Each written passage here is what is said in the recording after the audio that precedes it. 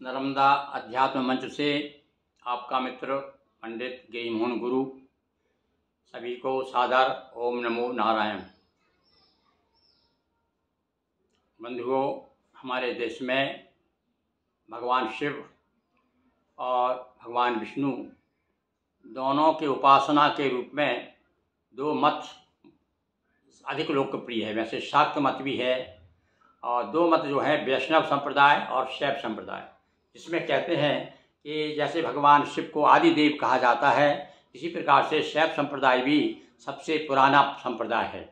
और इसके अनुयायी विशेष रूप से जो दशनाम उपाधिधारी ब्राह्मण हैं, जो गोस्वामी हैं, जो अपने आप को सन्यासी भी कहते हैं, उनको विशेष संबंध शैव संप्रदाय से है। भगवान शिव के वो परम उपासक होते हैं।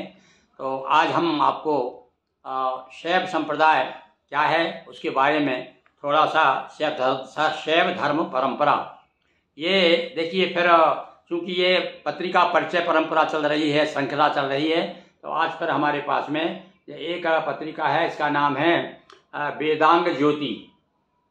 ये मीराबाई की जन्मस्थली मेड़ता सिटी जो है राजस्थान में, वहाँ से प्रकाशित होती है। इसके प्रधान संपादक है ब्रह्म ऋषि वैद्य पंडित नारायण शर्मा कौशिक।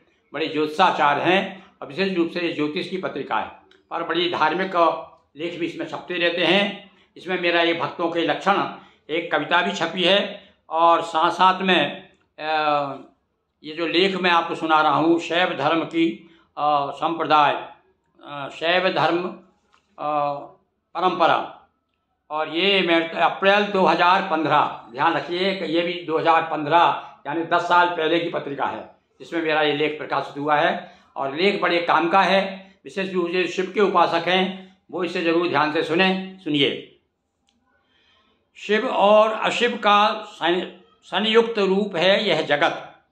इसके प्रतिनिधि के रूप में आदिकाल से माने जाते रहे हैं अनादि देवता रुद्र, जिन्हें शिव, शंकर, महादेव, भव, सर्ववादी अनेक नामों से पुकारा जाता है। जहाँ शिव का विनाशकारी प्रलयंकर रूप उनकी संहार शक्ति का द्योतक है, वहीं मंगलकारी कल्याणकारी रूप में हम उन्हें शिव के रूप में पाते हैं। भगवान के दो रूप हैं, वो यही महामृत्युंजय है, वो प्रलयंकारी है तो वो कल्याणकारी भी है। यजुर्वेद के शतरुद्री अध्याय में शिव के भयंकर एवं मंगलकारी दोनों रूपों का वर्णन है। अथर्ववेद में शिव महेश्वर के रूप में वर्णित है। तैत्तिरीय आरण्यक में सारे जगत को रुद्र रूप कहा गया है। क्यों ना हो सारा जगत इंद्र रुद्र रूप। आज भी सबसे अधिक मंदिर सारे संसार में शिव के ही पाए जाते हैं। यहाँ केवल भारत में ही नहीं, सारे देश में, सारे संसार में। सिंधु के लरकाना जिले के मोहनजोदड़ो, पंजाब के हड़प्पा, बीकानेर जिले का कालीबग्गा, गुजरात में साबरमती नदी के किनारा लायलपुर आदि स्थलों पर खुदाई करने से एक ही नमूने के जीवन के अवशेष मिले हैं, जिससे पता चलता है कि वैदिक काल की अथवा उसके पूर्व की सभ्यता के चिन्ह हैं। यानी वैदिक काल से भी पहले के हो सकते हैं। वैसे तो कहा है कि सबसे वैदिक काल से पहले कोई काल नहीं था, सबसे पहले हमारे ऋषियों ने वेद को उतारा है। एक मुद्रा पर पद्मासन बद्ध मनुष्य की आकृति अंकित है। उसके सिर पर सींग है और आसपास पशु है, जो भगवान शिव का एक नाम पशुपति भी है। यह आकृति शिव का आदि रूप प्रतीत होता है। शिव के उपासकों का एक प्राचीन मत भी पशुपत के रूप में शिव पुराण, लिंग पुराण, वामन पुराण, महाभारत आदि ग्रंथों में दिया गया है, जिसके अनुयायी वर्तमान में गोस्वामी ब्राह्मणों के रूप में शिव उपासना में परंपरा से संलग्न हैं। आज भी जो गोस्वामी ब्राह्मण हैं, जो दशनाम जिनके धाम हैं, तीर्थ, आश्रम, वन, अरण्य, गिरि, पर्वत, सागर, पुरी, भारती, सरस्वती, ये दशनामी जो है ब्राह्मण लोग जो हैं, उनके आज भी भगवान शिव के उपासक हैं। और ये चूँकि भगवान शंकराचार्य से संयुक्त हो जाने के कारण आज से 8वीं सदी में ये लोग, जैसे वशिष्ठ वन है, नारायण गिरी हैं, आपके तोटकाचार्य जो थे पहले आनंदगिरी थे, ये सब जुड़ जाने से शंकराचार्य से, और उसमें इतने जुड़े गुरु परंपरा के कारण अपने आप को सन्यासी भी कहते हैं। तो ये गोस्वामी संज्ञा के पीछे पशुपति आदि शब्द जान पड़ते हैं। पशुपति यानी गोपति, और भगवान शिव का एक नाम गोपति भी है। और गोपति का अर्थ जो वेदों के सायणाचार्य हैं, बड़े भाष्यकार हैं, एक सायण नाम के बहुत बड़े विद्वान जिनकी तूती बोलती है वेद जगत में, और उन्होंने गोपति का अर्थ गोस्वामी किया है। और इंद्र को भी गोपति कहा गया है, और आपकी बृहस्पति को भी गोपति कहा गया है। एक अलग से मैंने एक वीडियो बनाया है जिसमें सिद्ध किया है कि भगवान शिव और शिव के शिष्य हैं बृहस्पति, और बृहस्पति के शिष्य हैं इंद्र, वे तीनों गोपति हैं। गोपति यानी तीनों गोस्वामी।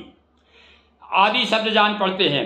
वेदों में इंद्र का एक नाम गोपति आया है, जिसका अर्थ सायण ने गोस्वामी किया है। गो को पशु, पति को स्वामी कहते हैं। इस प्रकार शिव को गोस्वामी संज्ञा होने के कारण गोस्वामी ब्राह्मण अपना उद्भव रुद्र, शिव, मन्यु आदि से मानने में गौरव अनुभव करते हैं।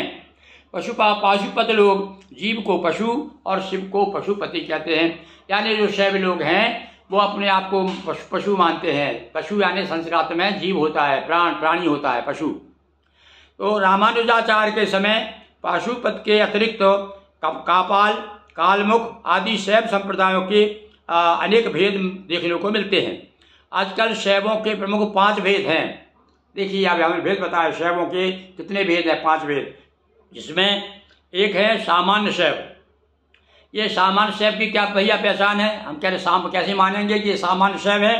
तो ये लोग भस्म धारण करते हैं, भू प्रतिष्ठित शिवलिंग की अर्चना करते हैं, शिव कथा श्रवण, अष्टविद्या पर विश्वास करते हैं। भस्म धारण करना ब्राह्मणों के 5 स्नानों में प्रमुख माना जाता है। ये भस्म विशेष रूप से भस्म स्नान करते हैं। तो पद्म पुराण में लिखा हुआ है कि पद्म पुराण के पृष्ठ 176 पर महर्षियों ने ब्राह्मणों के 6 स्नान बताए भाई। आग्नेय संपूर्ण शरीर में भस्म लगाना, वारुण जल से स्नान, बाह्य ऋषियों ऋचाओं अभिषिक्त होना, यानी जो वेद ऋचाएँ का अवगाहन करते हैं, अब मंत्र पढ़ते हैं, वो भी स्नान है, वेदों का स्नान हो रहा है। और इस पर धूप में वर्षायुक्त बूंदें मिलना, ये सब ब्राह्मणों के 5 स्नान है। इसमें विशेष रूप से अलग अलग लोग अपने अपने स्नान करते हैं। इसमें जो शैव ब्राह्मण हैं वो विशेष रूप से भस्म स्नान करते हैं। भस्मशाही गोस्वामी गण भस्म धारण करके ब्राह्मण धर्म का ही पालन करते हैं। इसी प्रकार भगवा वस्त्र धारण करने की परंपरा भी गोस्वामियों के ब्राह्मणत्व दृढ़त्व का द्योतक है। अब ये बताया है, कुछ लोग कहते हैं अरे तो बाबा लोग हैं यार, बाबा कोई भी हो सकता है, भगवा पहन लेते, पर नहीं, ये ब्राह्मणों का भी ये विशेष रूप से ये द्विज मात्र का वस्त्र है। इसलिए आज हम देखते हैं कि प्राय सभी वैष्णव भी हमने देखा, अब तो वैष्णव लोग भी जो है गोस्वामी का जो धारण करने का वस्त्र है भगवा, वो वैष्णव लोग भी धारण करने लगे। नहीं, पहले मैंने देखा है कि सफ़ेद वस्त्र अभी भी करते हैं अनेक वैष्णव लोग। तो पटना के प्रकाशित जगतगुरु मासिक पत्र में दिसंबर 1981 में गोस्वामी समाज के मूर्धन विद्वान डॉक्टर मुनीश्वरानंद गिरी सीवान ने महाभारत और वाल्मीकि रामायण आदि का प्रमाण देकर लिखा है कि काषाय वस्त्र बाबा जी ब्रह्मचारी सन्यासी के लिए ही है। ऐसा नहीं है, यह गलत बात है। द्विजमात्र गृहस्थाश्रम में धारण करते थे। द्विजमात्र यानी ब्राह्मण क्षत्रिय वैश्य तीनों धारण कर सकते हैं। ऋषि मुनि उनकी स्त्रियां भी इसे धारण करती थी। यद महर्षि अगस्त की पत्नी के कसाय वस्त्र धारण करने का प्रमाण देखिए अगस्त ऋषि जो है। अब एक बात और हमारे दिमाग में आती है कि देखिए एक पिता के 2 पुत्र हैं, कौन? वशिष्ठ और अगस्त। ये दोनों भाई हैं। एक भाई ने कर्मकांड धारण कर लिया यानी पुरोहित हो गए, और एक भाई ने ज्ञान कांड यानी जंगल में चले गए और आश्रम बनाकर रह रहे हैं। तो ऐसे ही गोस्वामी लोग जो है आश्रमवासी रहे हैं, जिस प्रकार से अगस्त ऋषि। तो यहाँ लिखा है लोपामुद्रा प्रमाण मिलता है वस्त्र धारण करने का, कि वो भी लोपामुद्रा जो थी उनकी पत्नी बड़ी विदुषी थी साहब, वेदों की ऋचाएँ लिखी है उसने लोपामुद्रा ने। तो ये भी भगवा में धारण करती थी। लोपामुद्रा राजकन्या थी, उसने ऋषि से विवाह होने पर ऋषि वेश बनाने के लिए काषाय वस्त्र धारण किया था। देखिए पहले ऋषियों में, ब्राह्मणों में और क्षत्रियों में पहले विवाह संबंध हो जाया करते धीरे धीरे। अरे अब तो कुछ ऐसा वितरण हुआ कि ब्राह्मण में भी नहीं होता, केवल ये कनौजिया है तो ये सनाट है, ये ज्योतिया है, ये भार्गव है तो ये सव्युपारी है, ये जमुना। अब पर पहले क्या था ब्राह्मण एक ही था। वैसे तो बताया गया भैया इस सारे संसार में सृष्टि जब रचना हुई तो सारा संसार ब्राह्मण था। ब्राह्मण का मतलब सब चरित्रवान थे, सीधी बात है। और धीरे धीरे विकृति आती गई, लोग पतित होते गए और बढ़ते गए। तो इस प्रकार से यहाँ पर वही बताया है कि ऋषि वेश बनाने के कारण वस्त्र धारण किया, अतः ऋषि वंशज गोस्वामियों द्वारा इसे धारण किया जाना ब्राह्मणत्व का ही चिन्ह है। ये मैं फिर याद दिला दूँ एक बार, ये जो मैं सुना रहा हूँ ये देखिए कौन सी पत्रिका है, वेदांग ज्योति मासिक 2015 में प्रकाशित हुई है। कहाँ से? मेड़ता सिटी से, उसका आलेख है। इसी प्रकार रुद्राक्ष द्वारा शिव की उपासना भी अभिष्ट है। शिव और अशिव का संयुक्त रूप है जगत। इसके प्रतिनिधि के रूप में आदिकाल से माने जाते हैं अनादि देवता रुद्र और शिव। हाँ, अभी हो गया आपका शिव कहाँ तक पता दिया मैंने आपको? रुद्राक्ष की माला। सामान्य शैव के बारे में बता रहे, शक्ति उपासना ऋषि मुनि स्त्रियां धारण करती थी। और इस प्रकार रुद्राक्ष द्वारा शिव उपासना भी अभिष्ट है। वरन गायत्री मंत्र जप के लिए भी कल्याण के शक्ति उपासना अंक में रुद्राक्षी माला श्रेष्ठ बताई है। यानी जो रुद्रा धारण करते हैं शैव लोग, वो उससे जो है गायत्री माला भी सबसे श्रेष्ठ का है। ऐसा ये जो माला है क्या कहते हैं इसको, रुद्राक्ष की माला, इस माला से सभी मंत्रों का जाप किया जा सकता है। जबकि कुछ ऐसी माला है, तुलसी की माला से आप शिव का मंत्र जाप नहीं कर सकते। किंतु रुद्राक्ष की माला ऐसी है जिससे भगवती देवी का भी मंत्र जाप कर सकते हैं, कृष्ण का भी, राम का भी और भगवान शिव का भी। ऐसा हमको उल्लेख मिलता है। तो आज हमने आपको ये शैव धर्म की उपासना के बारे में, शैव धर्म की परंपरा के बारे में चर्चा की। और आगे अब आगे कुछ और भी मिश्र शैव हैं और भी शैव हैं, उनके बारे में चर्चा करेंगे। आज इतना ही। निश्चित रूप से जो शिव के उपासक हैं और जो शिव परंपरा के प्रेमी हैं, उन्हें हमारा ये श्रम पसंद आएगा। और आप हमारे अपने आप के विचारों का बहुत बहुत स्वागत है। बहुत बहुत साधुवाद। ओम नमो नारायण।